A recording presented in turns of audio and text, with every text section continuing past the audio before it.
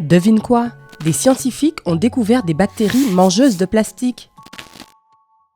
Si seulement ils trouvaient des robots mangeurs de bactéries. Ouais, un ordinateur te téléphone pour te vendre quelque chose et tout part en fumée. On peut rêver, non? Bref, revenons à nos moutons.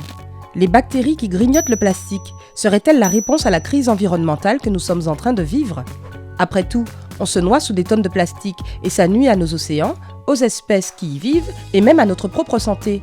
Reste avec nous pour savoir comment cette découverte est survenue et ce qu'elle signifie pour nous tous. Et n'oublie pas de cliquer sur s'abonner et d'activer les notifications pour nous rejoindre sur Sympa. Ce mangeur de plastique microscopique n'est pas une bactérie ordinaire. Les scientifiques ont en fait trouvé un moyen de faire muter ce micro-organisme et de renforcer son super pouvoir sauveur de la planète. Ce petit mutant n'est pas le genre qu'on trouve dans une BD. Il ne peut pas voler, ni tirer des rayons laser avec ses yeux, ni sortir des griffes de ses doigts. Son super pouvoir est simple mais vital pour l'humanité. Il peut rendre le monde meilleur en éliminant tous les déchets plastiques. Et avec environ 20 000 bouteilles d'eau achetées chaque seconde dans le monde, c'est une lourde tâche à accomplir. Alors, pourquoi est-ce que manger du plastique serait plus cool que de lancer des rayons laser? À moins que tu vives dans une grotte, tu sais probablement que nous sommes confrontés à une crise mondiale du plastique. Tu vois, le plastique est la raison pour laquelle des millions d'espèces marines disparaissent tous les ans. Au total, 8,6 milliards de kilos de plastique se retrouvent chaque année dans nos océans. Une fois qu'il y est, il est mangé par les animaux que les humains mangeront par la suite, ce qui signifie que notre santé est également affectée. C'est comme ça que fonctionne la chaîne alimentaire. On est ce qu'on mange, non? Si c'est vrai, alors je suis devenu un énorme cookie. Quoi qu'il en soit, si tu aimes le poisson, les crevettes ou le homard, sache qu'un monde sans fruits de mer est une menace réelle si les choses ne changent pas. Le plastique peut perturber les écosystèmes et créer de plus en plus de zones où rien ne peut survivre. On ne ressent pas l'urgence de la situation, parce qu'on ne la voit pas tous les jours. Si tu regardes par la fenêtre, la rue peut sembler propre et il n'y a probablement pas de déchets en vue. Mais les faits montrent que la Terre se noie sous des tonnes de plastique. 9,1 milliards de tonnes pour être exact. D'où vient tout ce plastique? Eh bien tout le monde y contribue. Combien de bouteilles d'eau as-tu utilisées dans ta vie? Qu'en est-il des sacs poubelles, des couverts en plastique, des bouteilles de soda, des détergents, des lotions pour le corps? Quand on y pense, il y a un tas de choses qui sont dans des récipients en plastique. Pour être honnête, le plastique est vraiment un matériau pratique. C'est tellement plus facile de mettre son sandwich dans une pochette zippée que dans un récipient que tu devras laver après. Rien de plus simple que de prendre des sacs en plastique au supermarché au lieu de penser à apporter des sacs réutilisables. De boire dans une bouteille d'eau à usage unique quand tu es en déplacement au lieu de te balader avec ta propre gourde. Et de faire la fête en utilisant des assiettes en plastique au lieu de faire la vaisselle par la suite. C'est aussi très économique et léger. Il n'est donc pas étonnant que le plastique soit si souvent utilisé. Le plastique nous entoure et, écoute bien ça, il est même à l'intérieur de nous. Il est tellement utilisé qu'on l'a trouvé dans les selles humaines. Ouais, il y a des chances que toi, où que tu sois dans le monde, tu fasses probablement du caca plastique. En fait, il y a sûrement du plastique dans tes intestins en ce moment. Le plastique est en train de conquérir le monde. D'abord, ce sont les océans, puis la vie marine et maintenant, le corps humain. L'un des plus gros problèmes est que le plastique met des années et des années à se biodégrader. La bouteille en plastique dans laquelle tu bois vivra bien plus longtemps que toi. Il faut environ 400 ans pour que certains plastiques se biodégradent complètement, comme ceux utilisés pour les bouteilles d'eau et de soda. Quant à ces pailles de plastique visiblement fragiles avec lesquelles tu bois, il faut environ 200 ans pour qu'elles se décomposent entièrement. Maintenant, tu comprends l'urgence de la situation. Les déchets ne cessent de s'accumuler et ils n'iront nulle part avant des centaines d'années. Voilà pourquoi la découverte de cette bactérie est si importante. Tout a commencé avec quelques chercheurs japonais dévoués qui ont passé 5 ans à fouiller dans des tas d'ordures. Ouais, 5 ans dans les ordures jusqu'aux genoux. Tout ça au nom de la science. Et pour sauver le monde, bien sûr.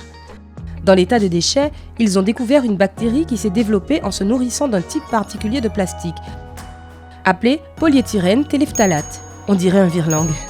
Communément appelé PET. S'il y a une bouteille d'eau chez toi en ce moment, regarde en bas de l'étiquette et tu verras probablement qu'elle est faite en PET. Les conclusions des chercheurs japonais ont été publiées dans la revue Science. Selon eux, les bactéries pourraient décomposer le plastique en plus petits morceaux, mais ne le rongent pas complètement. Il a fallu environ 6 semaines pour que la bactérie mange une fine couche de plastique. C'est à ce moment-là que des scientifiques britanniques de l'université de Portsmouth ont fait équipe avec le Laboratoire national des énergies renouvelables du département américain de l'énergie. Ils étudiaient une enzyme spécifique à l'intérieur de la bactérie qui lui permettait de décomposer le plastique. Tu vois, c'est ce que font les enzymes. Ce sont de petites molécules à l'intérieur de tous les organismes vivants qui contribuent aux réactions biochimiques. En gros, elles aident ton corps à décomposer les substances.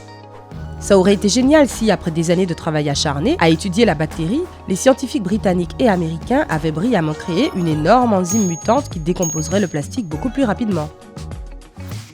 Mais tout cela est arrivé par accident. Comme ils étudiaient les enzymes des bactéries, ils ont décidé de la modifier un peu pour l'examiner au rayon X. Ils ne l'ont pas fait exprès, mais ils ont créé par hasard une enzyme qui était 20% plus efficace pour manger du plastique et qui pouvait le décomposer en quelques jours seulement. La technologie des enzymes pourrait être utilisée pour résoudre le problème des déchets de l'humanité, mais elle en est encore à ses débuts. Les chercheurs continuent de peaufiner l'enzyme dans l'espoir qu'ils pourront l'améliorer encore davantage et l'utiliser à plus grande échelle. Il y aura peut-être bientôt une enzyme qui pourra détruire le plastique encore plus vite parce que, rappelle-toi, nous en avons une grande quantité. Alors, c'est tout ? Avons-nous découvert le remède magique ? Cette enzyme est la clé pour ne plus faire du caca plastique ? Ah, si seulement. La création de cette super enzyme est un excellent moyen de lancer une solution à la pollution plastique. Mais cette enzyme, malgré sa nature mutante, ne peut pas éliminer toute la pollution qui se trouve actuellement dans le monde. Sans compter que nous ne pouvons pas nous attendre à ce qu'elle fasse tout le travail à notre place. Le fait que les gens continuent d'acheter et de jeter le plastique par tonnes montre clairement que cette enzyme ne peut pas tout résoudre. Selon Citylab, 1 million de bouteilles d'eau sont produites chaque minute dans le monde, mais seulement 10% sont recyclées. Tu sais déjà où finit le reste. Tant que les gens achèteront et utiliseront le plastique, les entreprises continueront à le fabriquer. Le cycle se poursuivra jusqu'à ce que le consommateur soit prêt à le rompre. C'est pour ça que la prévention joue un grand rôle. L'enzyme mutante a besoin de ton aide. C'est le moment de la musique héroïque. Aide l'enzyme mutante à débarrasser le monde du plastique en évitant de l'utiliser trop souvent.